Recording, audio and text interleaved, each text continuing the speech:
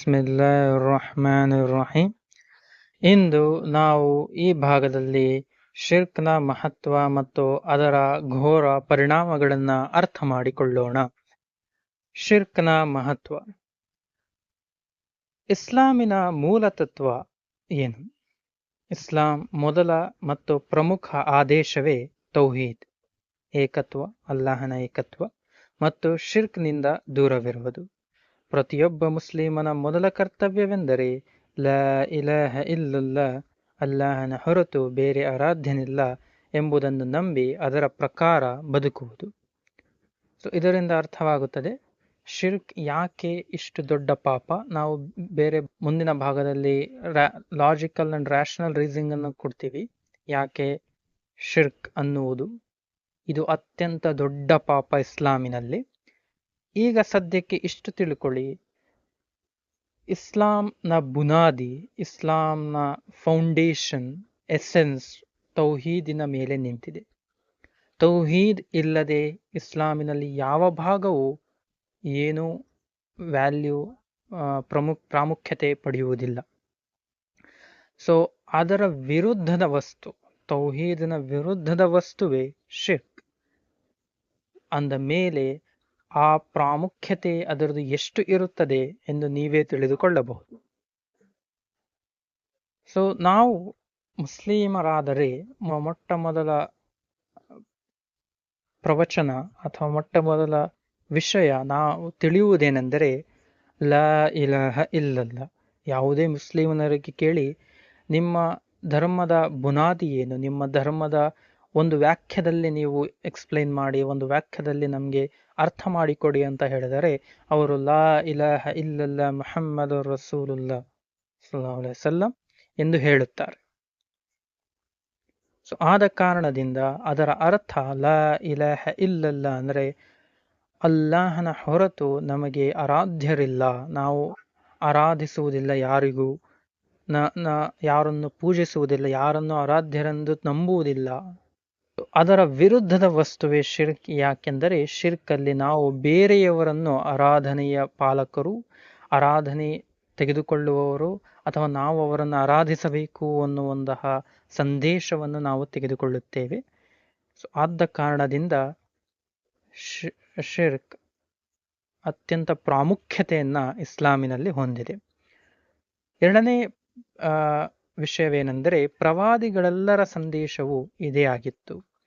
ಆದಮ್ನಿಂದ ಮುಹಮ್ಮದ್ ಸಲ್ಲಲ್ಲಾಹು ಅಲೈಹಿ ವಸಲ್ಲಂ ಅವರವರೆಗೆ, ಅವರ ಮೇಲೆ ಎಲ್ಲರ ಮೇಲೆ ಶಾಂತಿ ಇರಲಿ, ಪ್ರತಿಯೊಬ್ಬ ಪ್ರವಾದಿಯು ತನ್ನ ಸಮುದಾಯಕ್ಕೆ ಮೊದಲ ಹೇಳಿದ್ದು ಅಲ್ಲಾಹನನ್ನು ಆರಾಧಿಸಿ, ಅವನ ಹೊರತು ನಿಮಗೆ ಯಾವುದೇ ದೇವರು ಇಲ್ಲ. ಇದು ಕುರ್ಆನಿನ ಹಲವು ಭಾಗಗಳಲ್ಲಿ ಪ್ರತಿಯೊಂದು ಪ್ರವಾದಿಯು ಹೇಳುತ್ತಿರುವುದನ್ನು ನಾವು ಕಾಣುತ್ತೇವೆ. ಕುರ್ಆನ್ ಸೂರ 7 ಆಯತ್ 59ರಲ್ಲಿ, ಸೂರ 7 ಆಯತ್ 65ರಲ್ಲಿ, ಸೂರ 7 ಆಯತ್ 73ರಲ್ಲಿ, ಸೂರ 7 ಆಯತ್ 85ರಲ್ಲಿ ನೀವು ನೋಡಬಹುದು.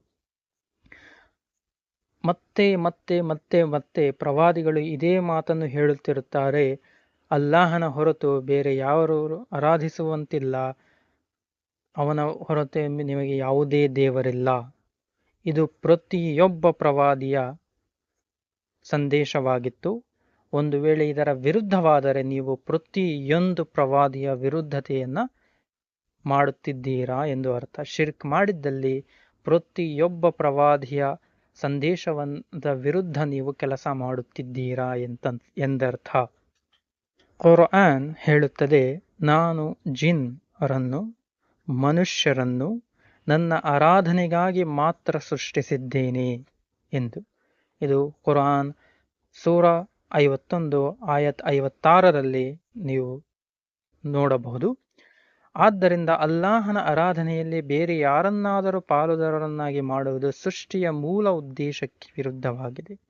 ಈ ಸೃಷ್ಟಿಯಲ್ಲಿ ಪ್ರತಿಯೊಂದು ವಸ್ತು ಏನು ಅಲ್ಲಾಹ್ ಕ್ರಿಯೇಟ್ ಮಾಡಿದ್ದಾನೆ, ಸೃಷ್ಟಿಸಿದ್ದಾನೆ, ಗ್ರಹಗಳಾಗಿರ್ಬೋದು, ಚಂದ್ರ, ನಕ್ಷತ್ರ, ಸೂರ್ಯ, ನೀರು, ಆಕಾಶ, ಭೂಮಿ, ಪ್ರತಿಯೊಂದು ವಸ್ತುವು ನೀವು ಕಣ್ಣಾರೆ ಏನು ನೋಡುತ್ತಿದ್ದೀರಾ, ಕಣ್ಣಾರೆ ನೋಡದಿರುವಂತಹ ಜಿನ್ ಅಥವಾ ಫರಿಷ್ಠೆ ದೇವದೂತರು ಅಂತ ಏನು ಹೇಳುತ್ತೇವೆ, ಇವರೆಲ್ಲರ ಸೃಷ್ಟಿ ಒಂದೇ ಒಂದು ಕಾರಣಕ್ಕಾಗಿ ಅಲ್ಲಾಹನು ಮಾಡಿದ್ದಾನೆ. ಮೂಲಭೂತ ಕಾರಣ ಇವುಗಳೆಲ್ಲರ ಸೃಷ್ಟಿಯದೇ ಅಲ್ಲಾಹನ ಆರಾಧನೆ. ಅಲ್ಲಾಹನಿಗೆ ಆರಾಧನೆ ಮಾತ್ರ ನಮ್ಮ ಜೀವನದ ಉದ್ದೇಶವಾಗಿದೆ. ನಮಗೆ ಜೀವ ಕೊಟ್ಟಿದ್ದು, ನಮ್ಮಲ್ಲಿಂದ ಜೀವ ತೆಗೆದುಕೊಳ್ಳುವುದು, ನಮಗೆ ಪ್ರೀತಿ ಮಾಡುವಂತಹ ಶಕ್ತಿ ಕೊಟ್ಟಿದ್ದು, ನಮಗೆ ಎಂಪತಿ ಕರುಣೆ ತೋರಿಸುವಂತಹ ಶಕ್ತಿ ಕೊಟ್ಟಿದ್ದು, ನಮಗೆ ನಮ್ಮ ದೇಹದ ಅಂಗಾಂಗಗಳನ್ನು ಕೊಟ್ಟಿದ್ದು ದೇವರು ಮಾತ್ರ. ಈ ಒಂದು ಉದ್ದೇಶಕ್ಕೋಸ್ಕರ, ಆ ಉದ್ದೇಶವೇ ಅಲ್ಲಾಹನ ಆರಾಧನೆ. ಆದ ಕಾರಣದಿಂದ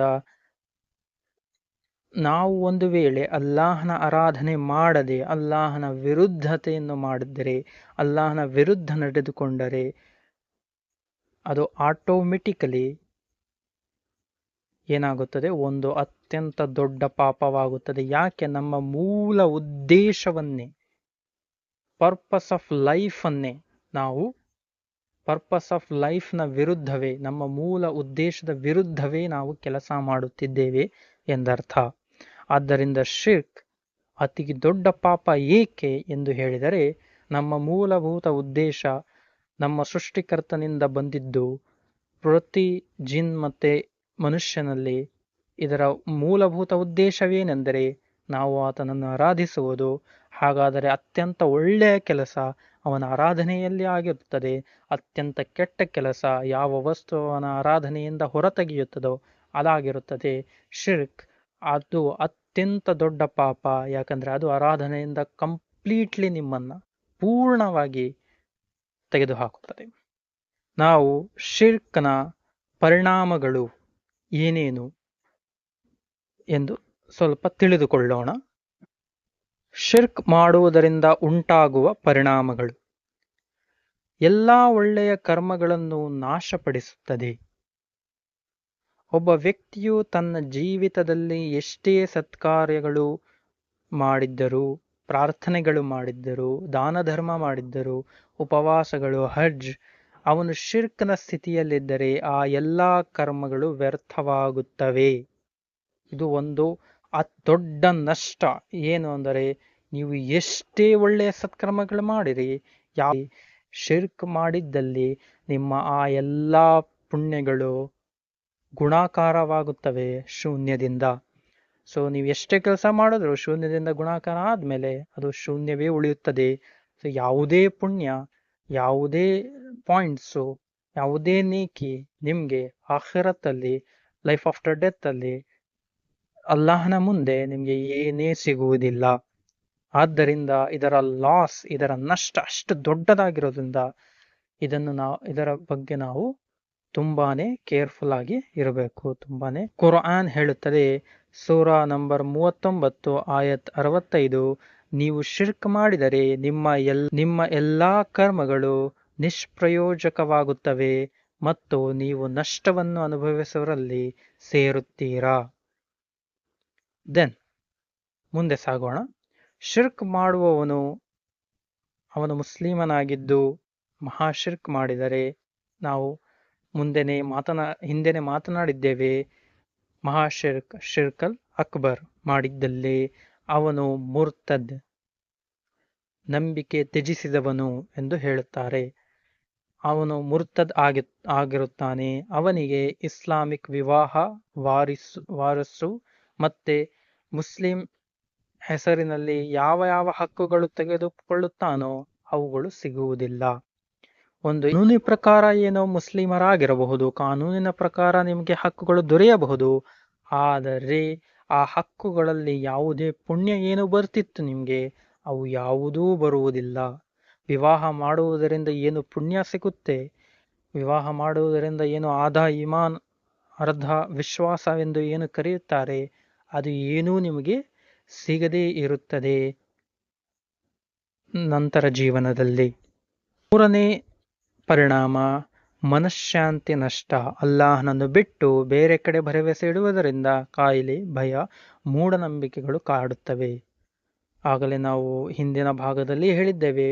ಶಿರ್ಕ್ ಅಸ್ಗರ್ನ ಕೆಲವು ಉದಾಹರಣೆಗಳನ್ನು ಕೊಡುತ್ತಾ, ಈ ತಾಯ್ತ, ಇವುಗಳಿಂದ ನಾವು ಇದರ ಮೇಲೆ ಅವಲಂಬಿತರಾಗ್ಬಿಡ್ತೀವಿ. ಇದರಿಂದ ನಮ್ಮಲ್ಲಿ ಮೂಢನಂಬಿಕೆಗಳು ಬೆಳೆಯುತ್ತವೆ. ಇದರಿಂದ ಯಾವುದೇ ಕಾಯಿಲೆ ಬಂದರೆ ಆ ದೇವರಿಗೆ ಹೋಗ್ಬೇಕು, ಈ ದೇವರಿಗೆ ಹೋಗ್ಬೇಕು ಅನ್ನೋ ಒಂದು ಭಯ, ಆ ಭರವಸೆಗಳು ಏನೇ ಇಲ್ಲದೆ ಆಗುವಂಥದ್ದು ಜೀವನದಲ್ಲಿ. ತುಂಬಾನೇ ಆಂಗ್ಸೈಟಿ, ಡಿಪ್ರೆಷನ್ ಅಲ್ಲಿ ನೀವು ಜೀವನವನ್ನು ಕಳಿಸುತ್ತೀರಾ. ಒಂದು ವೇಳೆ ನಿಮಗೆ ಪೂರ್ತಿಯಾಗಿ ಅಲ್ಲಾಹನ ಮೇಲೆ ವಿಶ್ವಾಸವಿದ್ದಲ್ಲಿ ನಿಮಗೆ ಯಾವುದೇ ಭಯ ಆಗುವುದಿಲ್ಲ. ಏಕೆಂದರೆ ನಿಮಗೆ ಗೊತ್ತಿದೆ ಅವನ ಕೈಯಲ್ಲಿದೆ ಎಲ್ಲವೂ. ಅವನಿಗೆ ಪ್ರತಿಯೊಂದು ಶಕ್ತಿಯೂ ಉಂಟು. ಅವನು ನಿಮ್ಮ ಭವಿಷ್ಯವನ್ನು ಬರೆಯಬಲ್ಲನು, ಭವಿಷ್ಯವನ್ನು ಬದಲಿಸಬಲ್ಲನು. ಅವನ ಕೈಯಲ್ಲೇ ಎಲ್ಲವೂ ಉಂಟು ಎಂದು ನಂಬಿದ್ದಲ್ಲಿ ನಿಮಗೆ ಯಾವುದೇ ಭಯ, ಆಂಗ್ಸೈಟಿ, ಡಿಪ್ರೆಷನ್ ಅಂತ ಯಾವುದೇ ಪ್ರಾಬ್ಲಮ್ಸ್, ಯಾವುದೇ ಕಷ್ಟಗಳು ಆಗದೇ ಇರುತ್ತವೆ. 4ನೇ ಪರಿಣಾಮ ನಿತ್ಯ ನರಕ. ಕುರಾನ್ ಸೂರ 5 ಆಯತ್ 77ರಲ್ಲಿ ಹೇಳುತ್ತದೆ, ಯಾರು ಅಲ್ಲಾಹನೊಂದಿಗೆ ಪಾಲುದಾರರನ್ನು ಮಾಡಿಕೊಳ್ಳುತ್ತಾನೋ ಅಲ್ಲಾಹನು ಅವನಿಗೆ ಸ್ವರ್ಗವನ್ನು ನಿಷೇಧಿಸಿದ್ದಾನೆ ಮತ್ತು ಅವನ ವಾಸಸ್ಥಾನ ನರಕವಾಗಿದೆ. ಅಕ್ರಮಿಗಳಿಗೆ ಯಾವುದೇ ಸಹಾಯಕರಿಲ್ಲ. ಸೊ ಅಲ್ಲಾಹನು ಡೈರೆಕ್ಟ್ ಆಗಿ ಹೇಳಿಬಿಟ್ಟಿದ್ದಾನೆ, ಯಾರು ಅಲ್ಲಾಹನೊಂದಿಗೆ ಬೇರಾರರನ್ನು ಪಾಲುಗಾರಿಕೆ ಮಾಡುತ್ತಾರೋ ಅವರಿಗೆ ಯಾವುದೇ ಕಾರಣದಿಂದ ಎಷ್ಟೇ ಪುಣ್ಯ ಮಾಡಿದ್ರು, ಎಷ್ಟೇ ಒಳ್ಳೆಯ ಕೆಲಸ ಮಾಡಿದ್ರು ಸ್ವರ್ಗಕ್ಕೆ ಅವರಿಗೆ ಹರಾಮ್ ಮಾಡಲಾಗಿದೆ, ನಿಷೇಧಿಸಲಾಗಿದೆ. ಅವರ ವಾಸಸ್ಥಾನ ನರಕ ಮಾತ್ರವೇ. ನಿತ್ಯವಾಗಿ ನರಕದಲ್ಲಿರುತ್ತಾರೆ. ಅವರಿಗೆ ಕ್ಷಮೆ ಕೊಡಲಾಗುವುದಿಲ್ಲ. ನರಕದ ಅತ್ಯಂತ ಕೆಳಹಂತ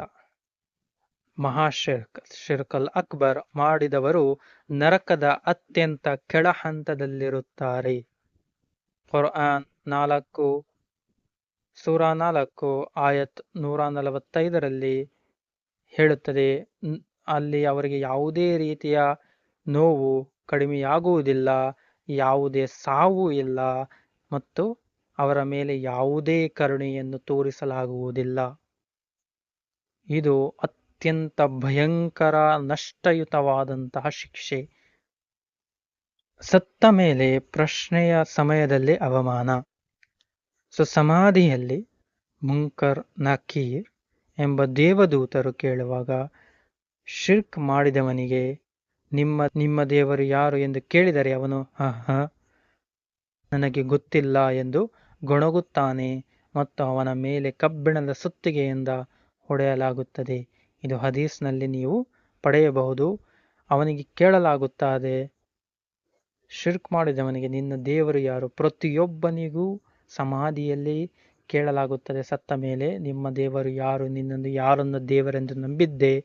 ಒಂದು ವೇಳೆ ಶಿರ್ಕ್ ಮಾಡಿದವನು ಅಲ್ಲಾಹ್ ಉತ್ತರ ಕೊಡದೆ ಬೇರೆ ಅವನಿಗೆ ಕಬ್ಬಿಣದ ಸುತ್ತಿಗೆಯಿಂದ ಹೊಡೆಯಲಾಗುತ್ತದೆ. ಅದಾದ ಮೇಲೆ ನಿಮಗೆ ಯಾವುದೇ ರೀತಿಯ ಶಿಫಾರಿಶು, ಇಂಟರ್ಸೆಷನ್ ಅಂತ ಏನು ಕರೆಯುತ್ತೇವೆ, ಇದು ದೊರೆಯುವುದಿಲ್ಲ. ಒಂದು ವೇಳೆ ಶಿರ್ಕ್ ಮಾಡಿದ್ದಲ್ಲಿ ಯಾವುದೇ ನಬಿ, ಯಾವುದೇ ಪ್ರವಾದಿ, ಯಾವುದೇ ಸಂತ, ಒಳ್ಳೆಯ ವ್ಯಕ್ತಿಗಳು ಏನು ಇಂಟರ್ಸೆಷನ್ ಮಾಡಿಕೊಡ್ತಾರೆ, ಒಳ್ಳೆಯ ಕೆಲಸ ಮಾಡಿದವರಿಗೆ, ಈ ಒಳ್ಳೆಯ ವ್ಯಕ್ತಿಗಳಿಗೆ ಒಂದು ಪರ್ಮಿಷನ್ ಇರುತ್ತೆ ಅಲ್ಲಾಹನ ಕಡೆಯಿಂದ. ಅವರು ಬೇರೆಯವರನ್ನು ಅವರ ಜೊತೆಗೆ ಸ್ವರ್ಗಕ್ಕೆ ತೆಗೆದುಕೊಂಡು ಹೋಗಬಹುದು. ಬಟ್ ಇದರಲ್ಲಿ ಒಂದು ಕಂಡೀಷನ್ ಇದೆ, ಅದು ಶಿರ್ಕ್ ಮಾಡಿದವರಿಗೆ ಶಿಫಾರಿಶು ಮಾಡಲು ಸಾಧ್ಯವಿಲ್ಲ. ಶಿಫಾರಿಶು ನೀವು ಕೂಡ ಮಾಡಲು ಆಗುವುದಿಲ್ಲ. ಯಾರು ಶಿರ್ಕ್ ಮಾಡಿದ್ದಾರೆ ಅವರಿಗೋಸ್ಕರನು ಯಾರು ಶಿಫಾರಿಶು ಮಾಡಲು ಆಗುವುದಿಲ್ಲ. ಸೊ ಶಿರ್ಕ್ ಕಂಡೀಷನ್ ಆಗಿರುತ್ತದೆ. ಶಿರ್ಕ್ ಮಾಡದೇ ಇರುವುದು ಕಂಡೀಷನ್ ಆಗಿರುತ್ತದೆ ಶಿಫಾರಿಶು ಪಡೆಯಲು. ಅಲ್ಲಾಹನು ಅವರ ಕಡೆಗೆ ನೋಡುವುದೇ ಇಲ್ಲ.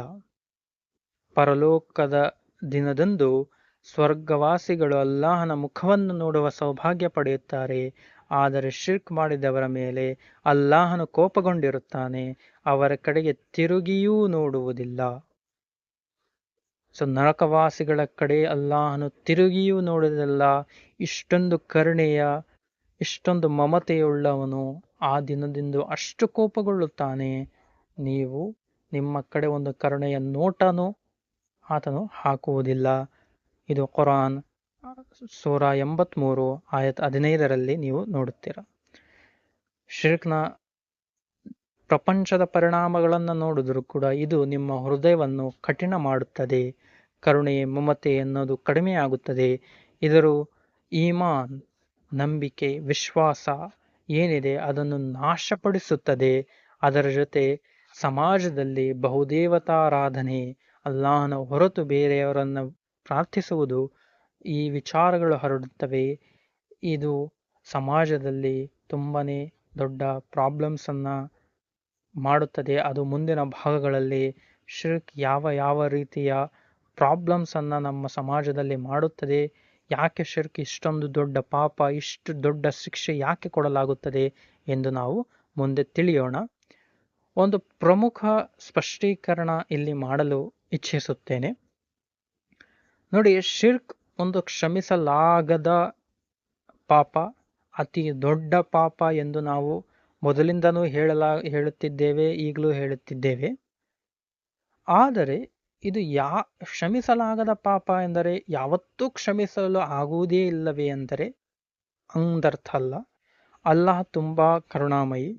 ಒಂದು ವೇಳೆ ನೀವು ಶಿರ್ಕ್ ಮಾಡಿದ್ದಲ್ಲಿ, ನಿಮಗೆ ಗೊತ್ತಿಲ್ಲದೆ ಮಾಡಿಬಿಟ್ರಿ, ಅಥವಾ ನಿಮಗೆ ಗೊತ್ತಿದೆ ನೀವು ಮಾಡಿಬಿಟ್ರಿ, ಈಗ ನೀವು ಅದನ್ನ ಬಿಡಬೇಕು ಅಂತ ಇದ್ದೀರಾ ಅಂತ ಹೇಳಿದ್ದಲ್ಲಿ, ಸೊ ಈ ಕಂಡೀಷನ್ಸ್ ನಾವು ಏನು ಮಾತನಾಡಿದ್ವಿ, ಶಿರ್ಕ್ನಿಂದ ನೀವು ಪರ್ಮನೆಂಟ್ ಆಗಿ ನರಕಕ್ಕೆ ಹೋಗ್ತೀರಾ, ಶಿರ್ಕ್ನಿಂದ ನಿಮಗೆ ಯಾವುದೇ ರೀತಿಯ ಕ್ಷಮೆ ಇಲ್ಲ, ಅದಕ್ಕಿಂತ ಚಿಕ್ಕ ಎಲ್ಲ ಪಾಪಗಳಿಗೂ ಕ್ಷಮೆ ಇದೆ ಅಂತ ನಾವೇನು ಹೇಳಿದ್ವಿ.